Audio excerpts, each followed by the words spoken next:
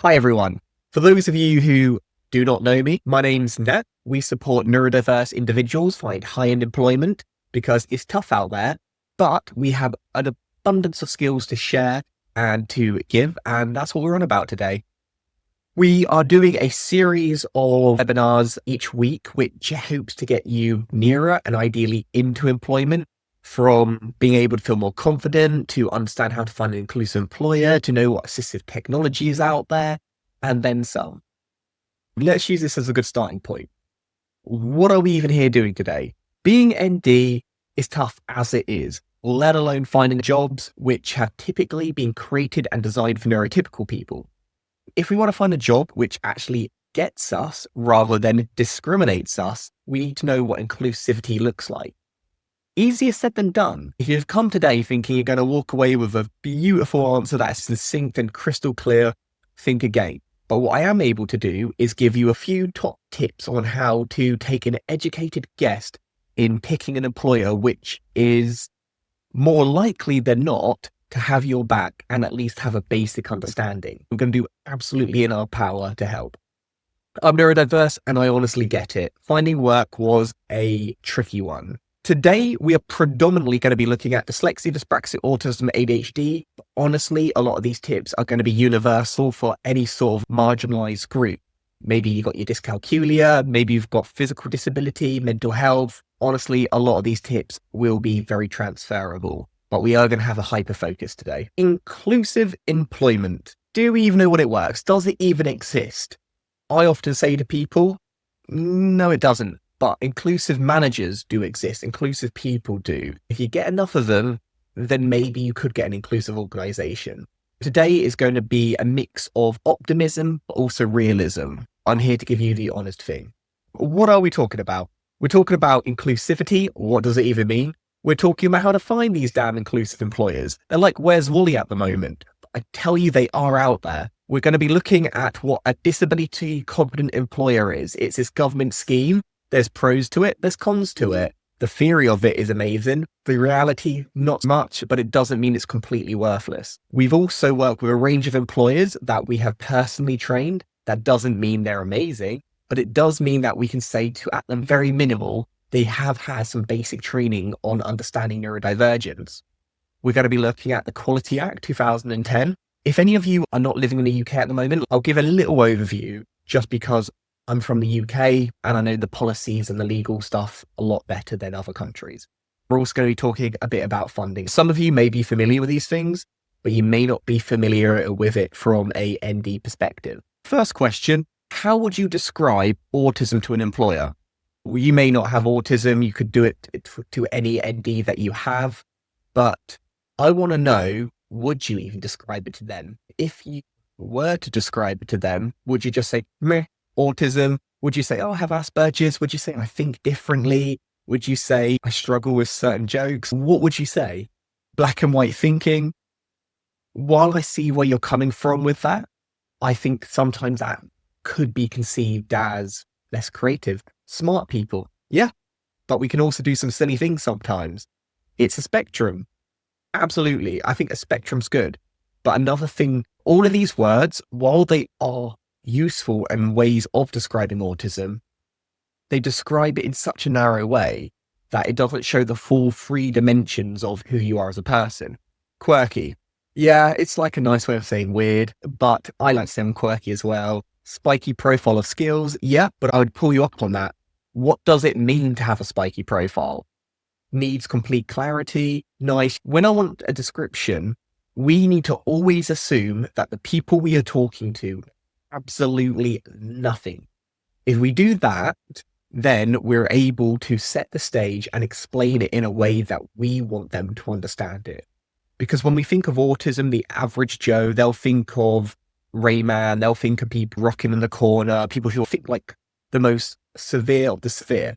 For most of us, I would imagine you probably are quite capable of independent living, or at least trying to be. You're most likely masking, which means people would necessarily know you have autism unless they got to know you on a deeper level. How do you set the stage to show your autism as a strength which can benefit an organization but also show that there are elements that you would need additional support in, perhaps. People have a lot of strengths, but do not always adapt to conformity. Oh, that's a nice way of wording it. Need clear explanations, not between the line speech. Difficulties with maintaining eye contact and expressing facial expressions.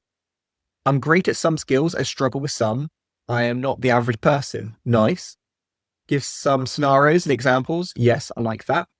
Meticulous and thorough, need more time, but with exceptional results. Nice, I like it. The more we're going on, the more I'm seeing a balanced approach.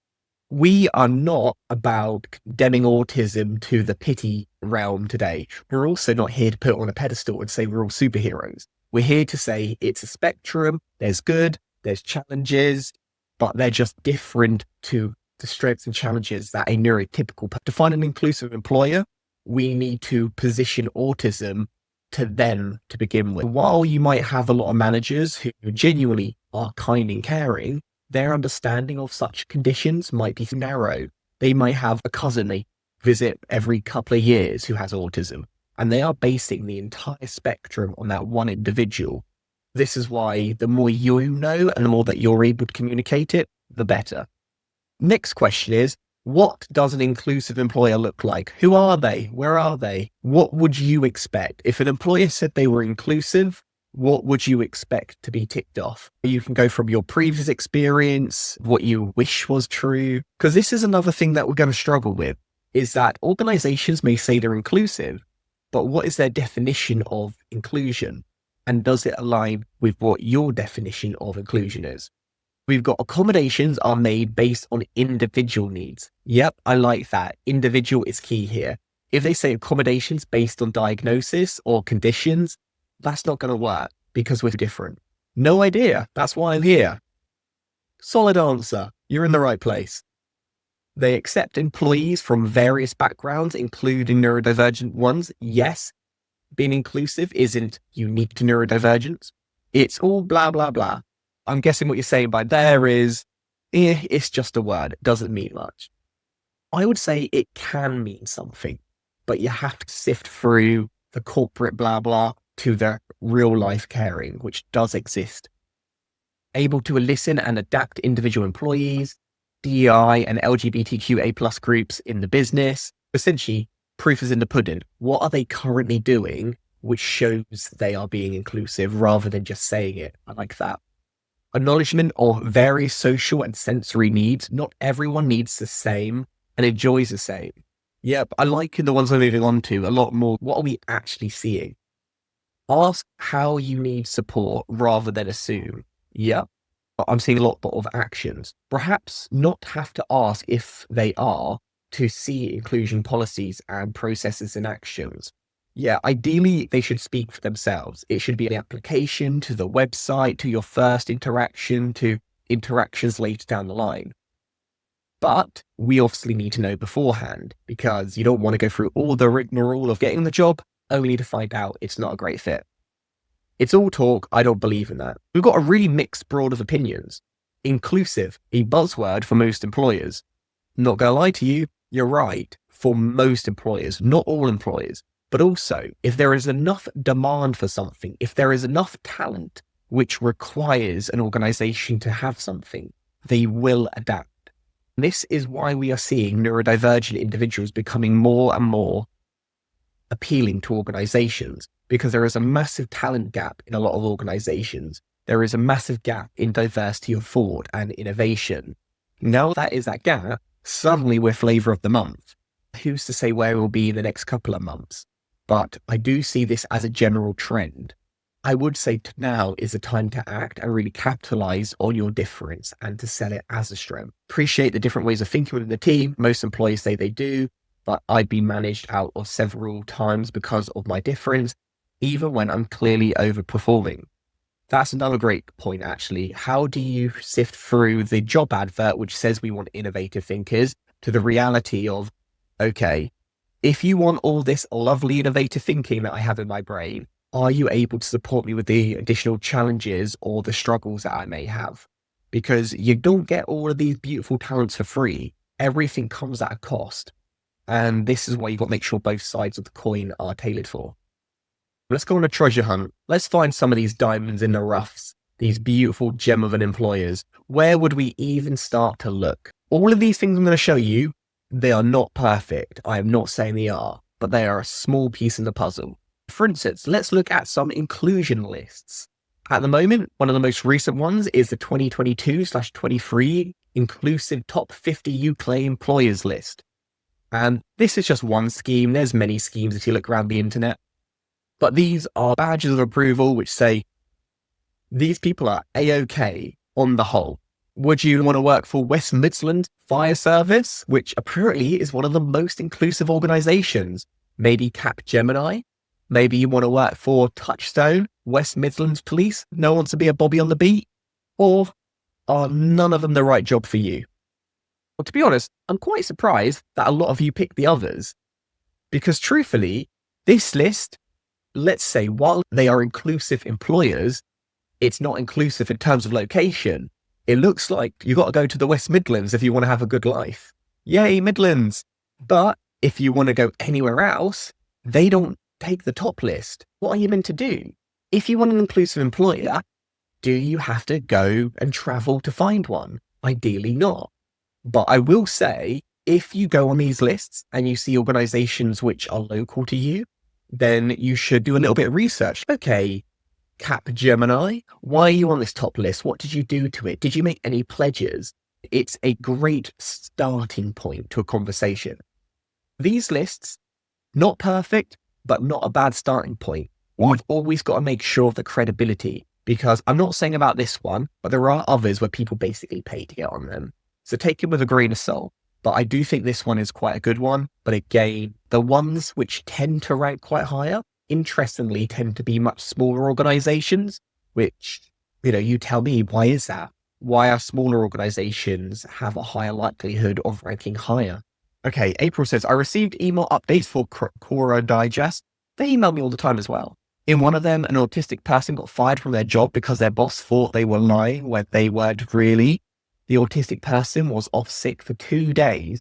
When they returned, the autistic person said the same as they text, but their boss thought they were lying because they didn't maintain eye contact when they explained their answer. That is a classic examples where there isn't anything wrong with being autistic. There is nothing wrong with being neurotypical, but it is a mismatch between the communication styles. One says one thing, the other says another thing. And we communicate with our eyes, our ears, like all our senses. But those with autism might put more emphasis in some places than others. So challenges. But yeah, good shout, April. Depressing, but it's definitely good to know these examples. This one is vague, but let's work with it. Which media companies are linked to dyslexia? We are going to not look at any awards, not look at any accolades. We are going to look at the very root of an organization's key values and foundations. We got Walt Disney from Disney.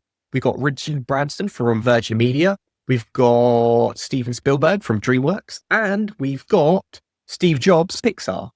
Yeah, he did Pixar as well. Some of them bought them, but still. They were involved at the beginning, at least. Actually, all of these marvelous people are dyslexic. You might think, okay, what does this have to do with finding an inclusive employer? It might not tell you much about how they are as an organization today, in terms of the initiatives they're doing. But what it does tell you is they were founded on the belief that being different is an advantage. Most of these individuals, if you look at their backstories, it's the classic rags to riches. It's about being an underdog, being a misbehavior, being misunderstood and judged, and deciding to break away from the norm and set up their own enterprise and build it into a flourishing company. If I was to apply for a job, I would 100% disclose my dyslexia if I was to work in these organizations, and I would mention the history. It shows your understanding. It shows a connection between someone, ideally they probably admire. For instance, when you're looking at organizations, find a bit about the background, learn about the history, see if there's an element you connect with. I can't vouch for the Disney Corporation as today, but I do know if you were to get a job interview, maybe you could use that to your strength or advantage.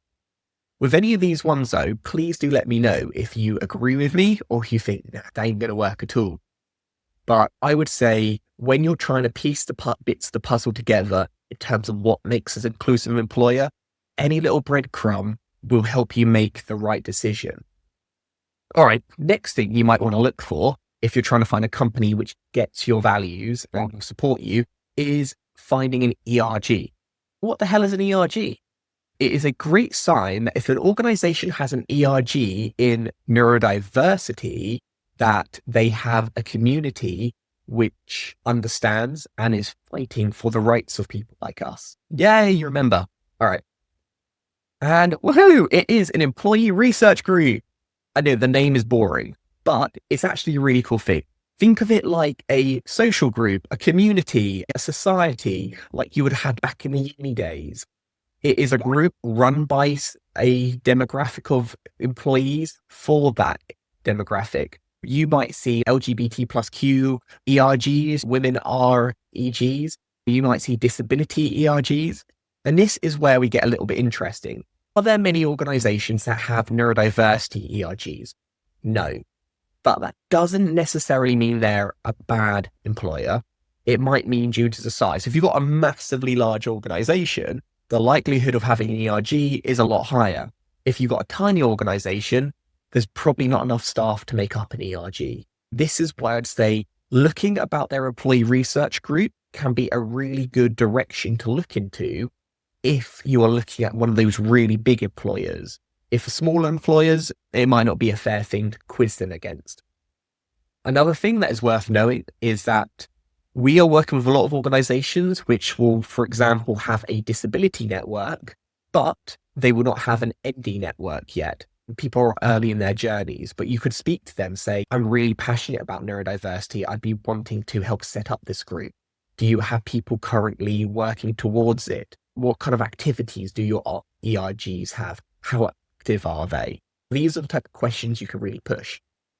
In ERG, sometimes they can be a small group of disgruntled employees who want change. Other times they can be a powerhouse of an organization where they get funded to help on activities and help promote and spread awareness.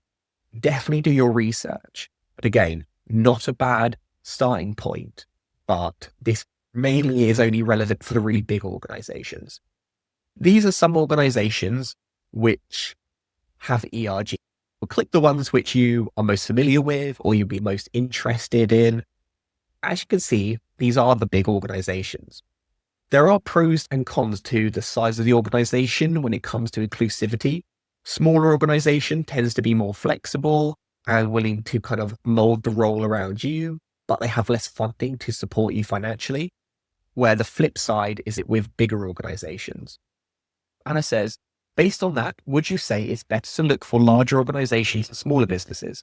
Yeah, not necessarily. While these big organizations, in theory, might have a neurodiversity network already established, creating change and getting your voice heard and having adjustments which have not been made before can be a real struggle. They're a lot more rigid. Where smaller organizations, they are much more likely to make free, easy adjustments.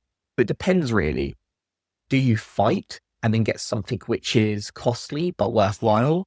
Or do you take an easier route where you might not get everything you need, but they will do everything in their power in order to get you that help? It depends. Annoyingly, I'm going to be saying that quite a lot today. But yeah, Microsoft, they have a really big ERG. SAP, they also have a big one. Some of these aren't ND specific. Some of them are more like disability or well-being groups. JP Morgan has an ND group. Ford has an Autism to Work program. This isn't technically an ERG. This is where they actively work to get autistic people into the workforce. It's a program. Ernst & Young has an ND and ability network. Yeah, great networks. If you are interested in, say, working in the financial services or consultancy, then you would want to look at these organizations. If you're not interested in that sector, I guess it doesn't really matter if they've got a really big ERG. But if you've never heard of them, I like the idea of an ERG because it shows that this isn't just a corporate line. These are people within the organization who truly get it and are very passionate. The next thing I want to look at with you is disability confident employers. Have any of you ever heard of it? This is a UK scheme. If you're not in the UK, let me know if you know of any similar ones. But thumbs up if you've heard of it, thumbs down if you've not heard of it. This scheme used to be known as the two-tick system. Some of you may remember it as that. What it is, it's like a badge of approval. If an organization has got a tick, tick, tick, then they are disability confident. If they do even more, they get a new award like Disability Confident Employer. If they do even better, they're Disability Confident Leader. We're a Disability Confident Leader at Exceptional Individuals. I've met a lot of people in the government who have worked on this scheme to help create it. In theory, it's a really great scheme. But again, I want to be honest with you. While I would recommend this as a starting point, you can literally go on the website for Disability Confident and you can search every employer which has signed up to it. You can sort by region. You can sort about what level they're on, bronze, silver, gold, and then you can reach out to them saying, hey, I saw that you are a disability confident employer, and see what kind of thing they have agreed towards. Some will agree guaranteed interviews if you have a disability, agree to inclusive training, workplace needs assessment. I would only look at the leader tier. Yeah, Anna, and I would as well. Why? Because to be totally honest with you, to get disability confident status, and you'll sometimes see it on the email signature of companies or on the bottom of their websites, super easy, barely an inconvenience. Honestly, you could do it in a couple of seconds. It's a token of goodwill, doesn't mean much, but to get employer or the leader status, you do actually have to sign some things, you have to send some details, some proof and evidence. It's much more robust and they do review. But that being said, it isn't mandated. For instance, if you don't follow the rules, doesn't matter. Again, it's a nice idea, but I wouldn't put all my eggs in one basket on the scheme. Another classic example where disability confident, I think, is better for small organizations. Why? Because small organizations, everyone tends to be in the loop, right? If a small organization says they are disability confident, they would have, as a team, discussed it, worked on it, created policies, and created a nice structure. Nice and easy. But if a really big, multi-global organization has signed up to be disability confident, do you honestly think that every single person in the organization knows what they have signed up to? Do you think they actually know what it means to be disability confident? No, it'll be someone in HR who did it on their lunch break and their next meeting and signed up. The good gestures which they are signing up to do not always filter through.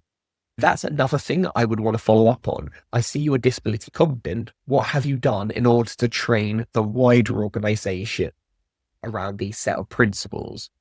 As you can see, when you're looking at organizations and which ones are inclusive, a lot of it does come down to size. Big organizations have some pros, smaller organizations have other pros. But it's definitely a worthwhile list to look at. You can download it as an Excel document and it's quite extensive. And what you can do is hold the organizations to account. It's not legally blinding or anything, but it's still interesting to say, hey, I noticed that you have agreed to X, Y, and Z. Would you be willing to give me an adjustment in this interview? If they said no, it would look really bad on them. Good starting point.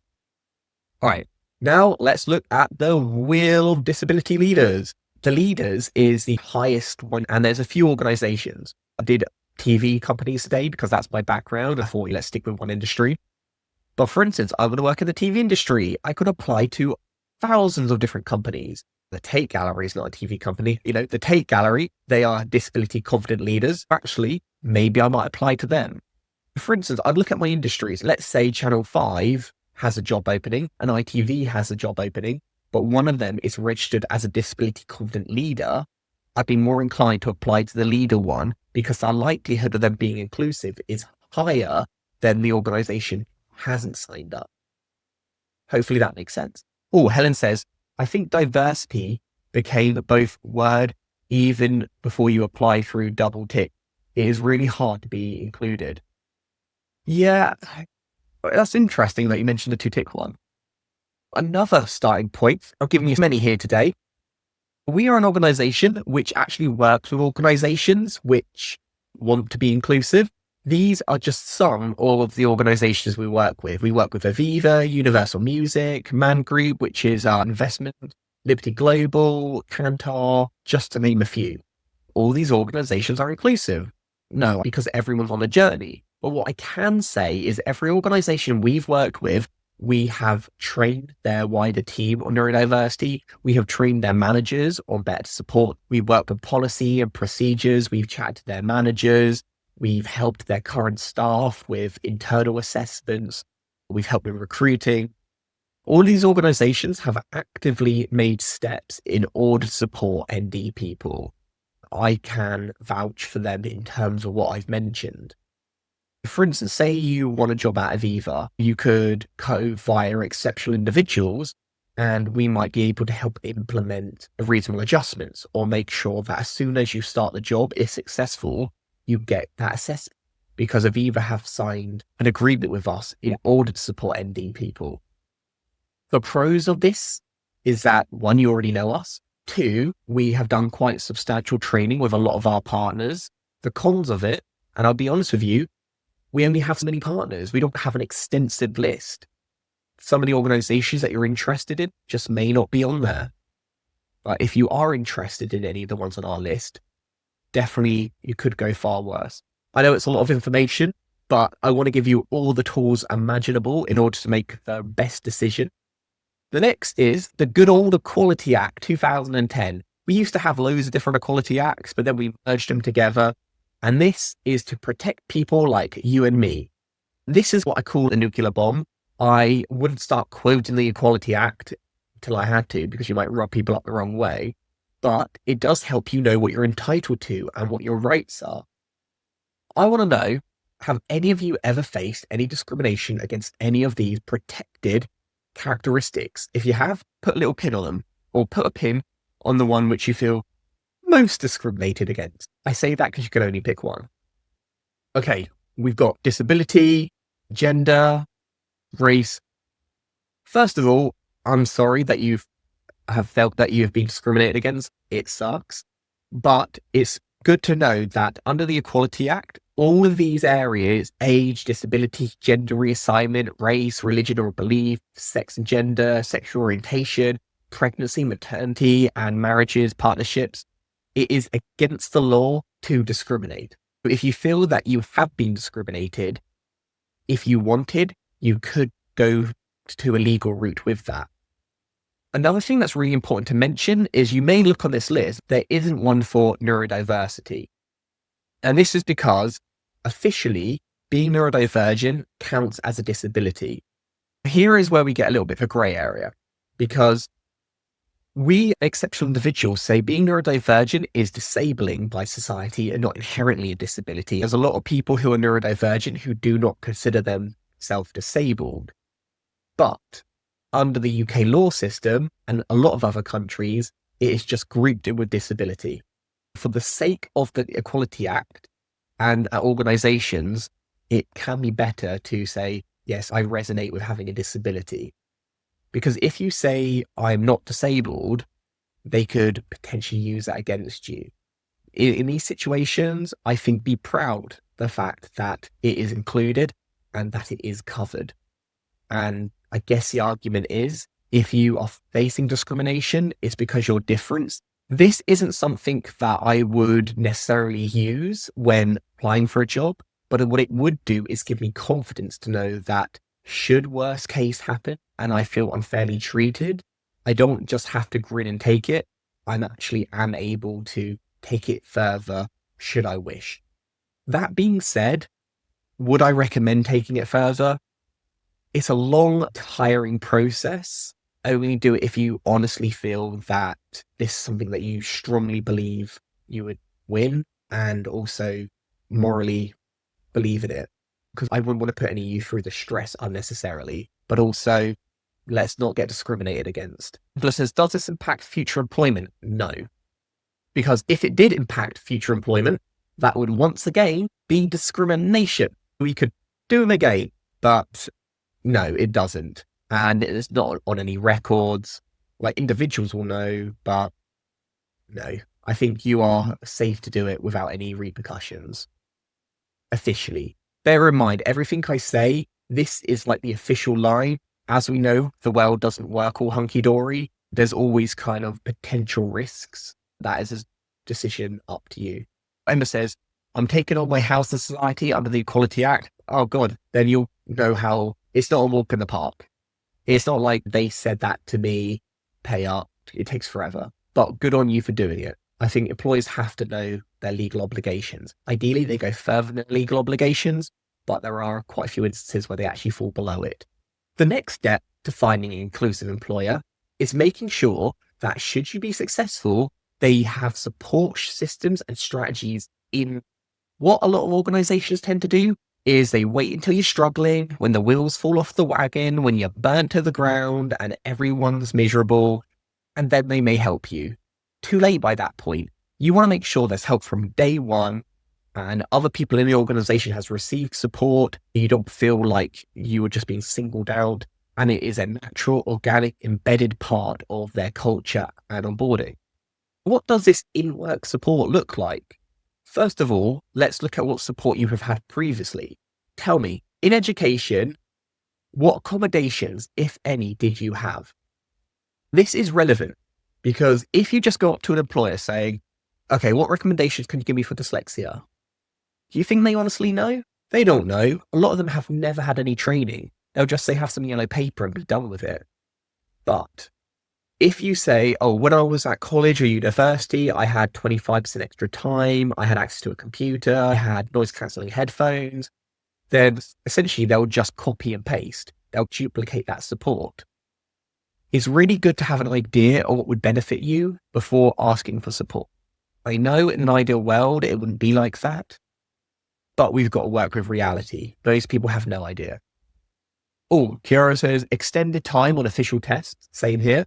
Or we got one-to-one support in class at school, college and uni for autism. I wasn't diagnosed to 27/40. Nothing in education. Oh, for the 2 different diagnoses. None as a female. I was only diagnosed at 39. Late diagnosis, extra time, extended time, reasonable adjustments, assistive technologies, late diagnosis. It's a mixture. A lot of you have not had support. And as such, you may not be able to offer recommendations. If you have had things, mention them because you're building up a case. When I worked in order to get additional support, I essentially had to prove that support I had before to justify continuing that support. It was actually a lot more challenging. But what do you do if you haven't had any support before? There are a few things. I'll go on to them in a moment about workplace needs assessment, but a few top tips for managers. First of all, rethinking recruitment. The way that we recruit at the moment is essentially getting as many people to apply as possible and then setting up walls and obstacle courses and see which person makes it to the end. Unfortunately, a lot of those walls and obstacles unfairly target those who are neurodivergent and lucky to the end. How can we recreate it that we are getting the best talent with the most diverse mindset?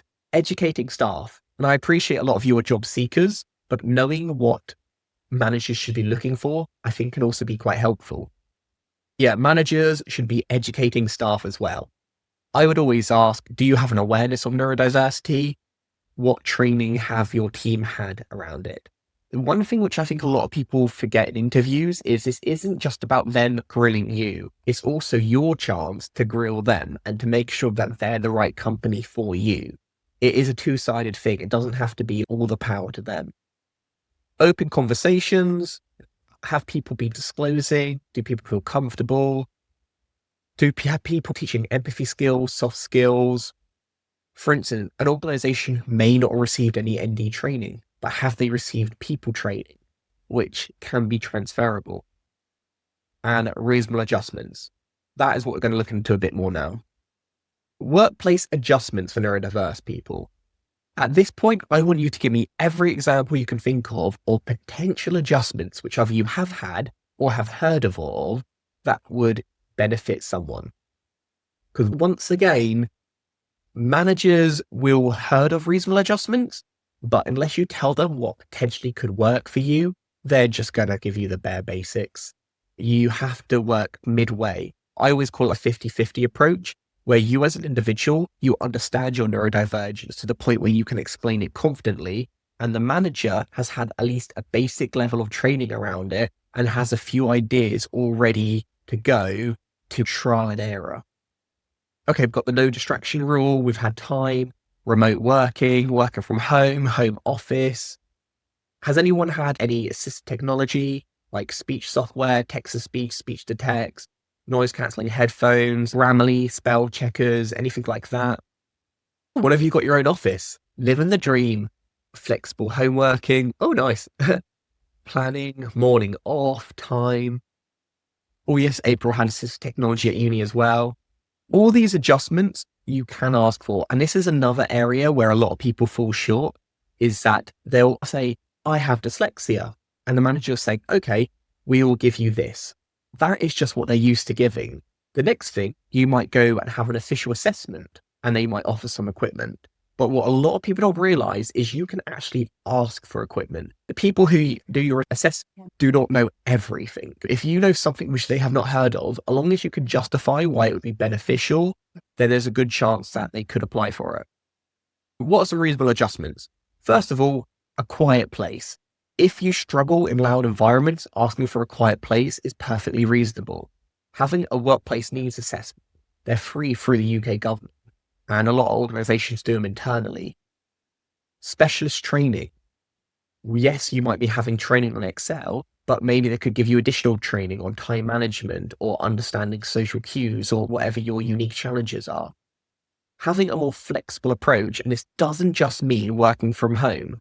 For some of us, we genuinely struggle with sleeping because of ADHD kind of shutting down, the mind go all over the shop. Maybe you could have later hours and earlier mornings or vice versa. Anything is reasonable as long as you can justify it and it doesn't negatively impact the organization. Clear communication, structured routines, appropriate software. There are so many different things you can do. I recommend, if possible, to try some of these gadgets and gizmos out before you ask for them, because some of them are like a godsend, others just do not work. And that is a very individual process. So let's have a quick look. If any of you were interested in having an official workplace needs assessment, first of all, your employer has to agree, because that is a reasonable adjustment in order to have an assessment. Second of all, if you are neurodivergent, you are eligible. Remember, it counts as a disability. And in the UK, we have a scheme called Access to Work. I mention it all the time. Honestly, you should apply for it. Even if you feel that you don't need help right away, having it in place can help you later down the line. Here are just some of the things that you could apply for.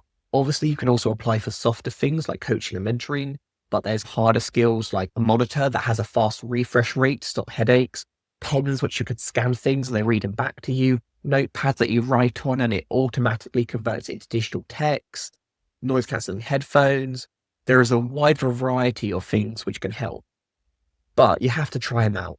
They're not all created equally. They're very expensive. This is why I would definitely recommend applying for a scheme which can either get them for free or substantially discounted for the organization. As an individual, you never have to pay. The eligibility, I won't spend too long on this, but just some of you know whether or not this is worth getting your hopes up on, or if not.